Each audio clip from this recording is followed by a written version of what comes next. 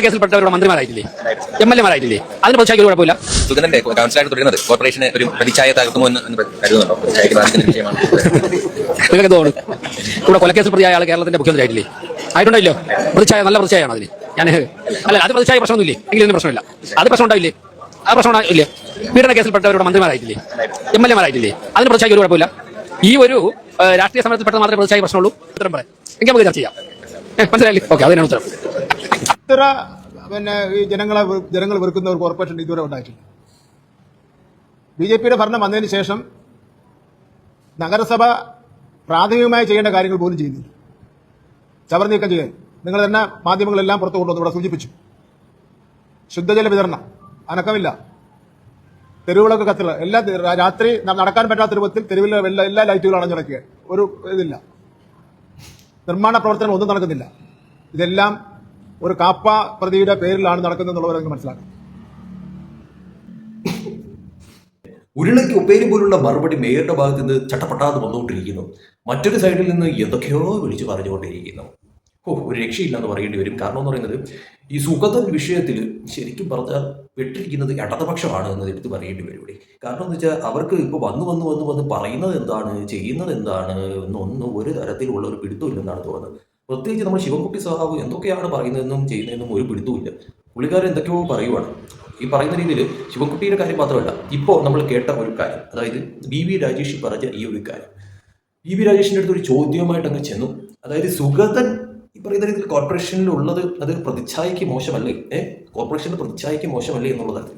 അപ്പോൾ അങ്ങ് വൃത്തിക്കൊരു മറുപടി ഇങ്ങ് കൊടുക്കുകയായിരുന്നു നമ്മുടെ BV രാജേഷ് മേയർ. ഇവിടെ ഇങ്ങനെ ശരിക്കും പറഞ്ഞാൽ എനിക്ക് ഈ ഒരു കാര്യത്തിൽ ഉണ്ടല്ലോ സമ്മതിച്ചു കൊടുത്തേ പറ്റത്തുള്ളൂ. കാരണം എന്ന് പറയുന്നത് ഏതൊരു മാപ്ര വന്ന് ഇമാതിരി കൊനഷ്ട് ചോദ്യം ചോദിച്ചാലും അതിന് തക്കവണ്ണമുള്ള ഉത്തരം കൊടുക്കാനായിട്ട് പറ്റിയ വ്യക്തിയാണ് BV രാജേഷ്. ഇങ്ങനെ പിടിച്ച് കൊടയാനായിട്ട് പലരും ശ്രമിക്കുന്നുണ്ട്. പക്ഷേ കൊടയിൽ സംഭവിക്കുന്നത് നേരെ മറിച്ചാണെന്ന് മാത്രം. കാരണം മാപ്രകളുടെ അണ്ണാക്കിൽ കയറി ഇരുന്നാണ് എന്താ പറയുക അങ്ങ് തച്ച് കൊടുക്കുന്നതെന്ന് പറയുന്നത്. പിന്നെ വാ തുറക്കത്തില്ല, വാ അടപ്പിച്ച് വെക്കുന്ന തരത്തിലുള്ള മറുപടിയാണ് ഇങ്ങനെയുടെ വായിൽ നിന്ന് വീഴുന്നതെന്ന് പറയുന്നത്. അതിന് സമ്മതിക്കണം. പരമാവധി ഇങ്ങനെ കൊടുക്കാനായിട്ട് ഇങ്ങനെ വായിൽ നിന്ന് എന്തെങ്കിലും പൊട്ടത്തരങ്ങൾ വീഴണമെന്ന് വിചാരിച്ചാണ് പല രീതിയിലും പലരും ഈ പറയുന്ന രീതിയിൽ ചോദിച്ചുകൊണ്ട് പോകുന്നത്. പക്ഷെ പെടുത്താൻ പറ്റുന്നില്ല. കാരണം എന്താണ്, അങ്ങനെയൊക്കെ നല്ല ബോധമുണ്ട് എവിടെ എന്ത് പറയണമെന്നും ഏവൻ്റെ അടുത്ത് എങ്ങനെ നിൽക്കണമെന്നും അതോടൊപ്പം തന്നെ കൊടുക്കേണ്ടത് തിരിച്ച് എങ്ങനെയെന്നും അങ്ങനെ നല്ല കൃത്യവും വ്യക്തവുമായിട്ടുള്ള ക്ലിയർ കട്ടായിട്ടുള്ള കാര്യം അങ്ങനെ നല്ല വ്യക്തമായിട്ട് അറിയാമെന്നുള്ളത് ഈ ചുരുങ്ങിയ മാസങ്ങൾ കൊണ്ട് തന്നെ അങ്ങനെ കൃത്യമായിട്ട് തെളിയിച്ചിട്ടുണ്ട്. എന്താ പറയാനെന്ന് പറയും. അതും അങ്ങനെ കൊടുത്ത ആ ഉത്തരം കേട്ടിട്ട് ഞാൻ തന്നെ ചിരിച്ചു പോയി. എന്താ പറയാ, പിന്നെ തിരിച്ചൊന്നും പറയാൻ പറ്റത്തില്ല. ഏവരായാലും എന്താ പറയുക അണ്ണാക്കി പിരിവിട്ടിരിക്കുന്ന മാതിരി ഇങ്ങനെ നിന്ന് പോകും. അതുപോലുള്ള ഒരു അവസ്ഥ. എന്ത് പറയാനെന്ന് പറയാം, എന്ത് ചെയ്യാനെന്ന് പറയാം. എന്തായാലും സുഗതൻ എന്ന് പറയുന്ന വ്യക്തി മാത്രമേ ഉള്ളവരെ ഈ പറയുന്ന രീതിയിൽ കേസിൽപ്പെട്ട ഒരു ആൾ അല്ലെങ്കിൽ ഈ പറയുന്ന രീതിയിൽ പ്രശ്നങ്ങൾ എന്നുള്ള രീതിയിൽ എൻ്റെ ഈ പറയുന്ന രീതിയിൽ സുഗതൻ എന്ന് പറയുന്ന വ്യക്തി പീഡനത്തിൽ വല്ല പ്രതിയാണോ അല്ലെങ്കിൽ വല്ല കൊലപാതകം ചെയ്ത കേസിൽ വല്ല പ്രതിയാണോ ശരിക്കും പറഞ്ഞാൽ. അപ്പോൾ BV രാജേഷ് പറഞ്ഞ ഉത്തരത്തിൽ തന്നെ അതുണ്ട്. കാരണം എന്ന് പറയുന്നത് ഇപ്പോൾ പല പാർട്ടികളിലും ഇരിക്കുന്ന പല വലിയ നേതാക്കന്മാരും ഏതൊക്കെ കേസിൽ എങ്ങനെയൊക്കെയാണ് എന്നുള്ള ഒരു ചോദ്യമാണ് BV രാജേഷ് അങ്ങോട്ട് ചോദിച്ചതെന്ന് പറയുന്നത്. അത് പലർക്കും ഇട്ടുള്ളൊരു കൊട്ടാണ് എന്ന കാര്യത്തിൽ സംശയമില്ല. എന്തായാലും അത് മാപ്രയ്ക്ക് നല്ല രീതിയിൽ ബോധിച്ചു എന്ന് തോന്നുന്നു. അതിനുശേഷം പിന്നെ ചോദ്യങ്ങളൊന്നും തന്നെ ഇല്ല. എന്തായാലും അത് അവിടെ ഇരിക്കട്ടെ. എന്തായാലും സുഗതനെ കുറിച്ച് ചോദിച്ച് കിട്ടേണ്ടതെല്ലാം വാങ്ങിച്ച് കൂട്ടിയിട്ടുണ്ട് മാപ്രകൾ. കഷ്ടം തന്നെയാണ്. കാരണം ഈ പറയുന്ന രീതിയിൽ സുഗതൻ മാത്രമേ ഉള്ളൂ വിഷയം എന്ന് പറയുന്നത്. നിങ്ങൾ ഈ പറഞ്ഞ് ചോദിച്ച് ഈ സുഗതനെ എന്തോ വലിയ സംഭവമാക്കി മാറ്റിക്കൊണ്ടിരിക്കുകയാണോ? അങ്ങനെ ഈ വട്ടിയൂർക്ക് മാത്രം അറിയാവുന്ന അല്ലെങ്കിൽ തിരുവനന്തപുരത്ത് മാത്രം അറിയാവുന്ന വ്യക്തിയായിട്ട് അങ്ങ് ഒതുങ്ങി കൂടത്തില്ലായിരുന്നു. നിങ്ങൾ എന്തിനാണ് അങ്ങേരെ ഈ പറയുന്ന രീതിയിൽ വലിയ തോതിൽ ചർച്ചാ വിഷയമൊക്കെ ആക്കി മാറ്റി എന്തോ വലിയ സംഭവമൊക്കെ മാറ്റി വലിയ നേതാവാക്കാനായിട്ട് നോക്കിയത്? എനിക്ക് തോന്നുന്നത് ഇങ്ങനെ അവിടെ മത്സരിക്കാനായിട്ട് എന്താ പറയുക നിയമസഭാ തെരഞ്ഞെടുപ്പ് പോലും മത്സരിക്കാനായിട്ട് ചിലപ്പോൾ MLA ആകുന്ന പരുവത്തിൽ നിങ്ങൾ എത്തിച്ചിട്ടുണ്ട് എന്ന് വേണം എടുത്ത് പറയാനായിട്ട്. പറയാനെന്ന് പറയാം കഷ്ടം. ഇനി നമ്മുടെ ശിവൻകുട്ടി സഖാവ് പറഞ്ഞ കാര്യം, അതായത് തിരുവനന്തപുരത്ത് ഇപ്പോഴത്തെ പ്രശ്നം കംപ്ലീറ്റ് BJP ആണ്. കാരണം എന്ന് പറയുന്നത് BJP ആണ് അവിടെ നാറ്റിച്ചത്, BJP ആണ് വെള്ളപ്പൊക്കം ഉണ്ടാക്കിയത്, BJP ആണ് അവിടെ ഉള്ളതില്ലാത്തതായിട്ടുള്ള എല്ലാ പ്രശ്നങ്ങളും. ഗുണ്ടകളെ സപ്പോർട്ട് ചെയ്യുന്ന മേയർ, ഗുണ്ടയായിട്ടുള്ള മേയർ എന്തൊക്കെയാണോ നമ്മുടെ ശിവൻകുട്ടി സഖാവ് വിളിച്ച് പറയുന്നത് ശരിക്കും പറഞ്ഞാൽ അറിയാൻ മേലാഞ്ഞിട്ട് ചോദിക്കുകയാണ്. ഈ പറയുന്ന ശിവൻകുട്ടി സഖാവിന്റെ പാർട്ടിയല്ലേ ഈ തിരുവനന്തപുരം കോർപ്പറേഷൻ 40-45 കൊല്ലം കൊണ്ടാണ് ഭരിച്ചതെന്ന് പറയുന്നത്. ഈ 4-5 മാസം കൊണ്ട് ഭരിക്കാൻ കയറി ഇവരാണോ അവിടെ ഈ പ്രശ്നം അത്രയും ഉണ്ടാക്കിയത്? അല്ലെങ്കിൽ അവിടെ വെള്ളപ്പൊക്കം ഇപ്പോൾ അവർ വന്നിട്ട് വല്ലോ കുത്തിപ്പൊട്ടിച്ചുണ്ടാക്കിയ വെള്ളപ്പൊക്കം വല്ലോ ആണോ? അല്ലെങ്കിൽ വേസ്റ്റ് എന്ന് പറയുന്നത് വേസ്റ്റിനെ പറ്റി പറയണ്ട.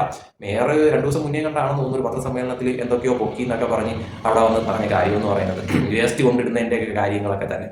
അതവിടെ ഇരിക്കട്ടെ. എന്തായാലും അറിയാൻ മേലാഞ്ഞിട്ട് ചോദിക്കുകയാണ്. ഈ പറയുന്ന വിഷയങ്ങളൊക്കെ തന്നെ ഈ 40-45 കൊല്ലം കൊണ്ട് നിങ്ങൾക്ക് എന്തുകൊണ്ട് തീർക്കാൻ പറ്റിയില്ല എന്നുള്ള ഒരു പ്രധാനപ്പെട്ട ചോദ്യമാണ് ശരിക്കും പറഞ്ഞാൽ എല്ലാവരും മനസ്സിലുള്ളത്. അങ്ങനെ ഈ പ്രശ്നങ്ങൾ ഒരു പരിഹാരം ഉണ്ടായിരുന്നെങ്കിൽ, അങ്ങനെ ഒരു പ്രശ്നമേ തിരുവനന്തപുരത്ത് നിങ്ങൾ ഉണ്ടാക്കിയിട്ടില്ലായിരുന്നെങ്കിൽ നിങ്ങൾക്ക് ഇപ്പോഴും ഭരണത്തിൽ ഇരുന്നുണ്ടായിരുന്നു. നിങ്ങളെ ജനങ്ങൾ ആ ഭരണത്തിൽ നിന്നും പിടിച്ച് മാറ്റിയിട്ട് പ്രതിപക്ഷത്താക്കുന്ന തരത്തിലോട്ട് കാര്യങ്ങൾ മാറുമായിരുന്നു. അറിയാൻ പറ്റിയിട്ട് ചോദിക്കുക. അപ്പോൾ നിങ്ങൾക്ക് ഈ പറയുന്ന പ്രശ്നങ്ങളൊക്കെ തന്നെ നിങ്ങളുടെ ഭരണകാലത്ത് ഉണ്ടായിട്ട് നിങ്ങൾക്ക് മാറ്റാനായിട്ട് പറ്റാത്തത് കൊണ്ടല്ലേ? നിങ്ങൾക്ക് അതിനുള്ള കഴിവില്ലാന്ന് ജനങ്ങൾക്ക് തോന്നിയിട്ടല്ലേ ജനങ്ങൾ നിങ്ങളെ തൂത്തെറിയുന്ന തരത്തിലോട്ട് പ്രതിപക്ഷത്തോട്ട് എടുത്തിട്ട് അങ്ങ് മാറ്റിയതെന്ന് പറയുന്നത്?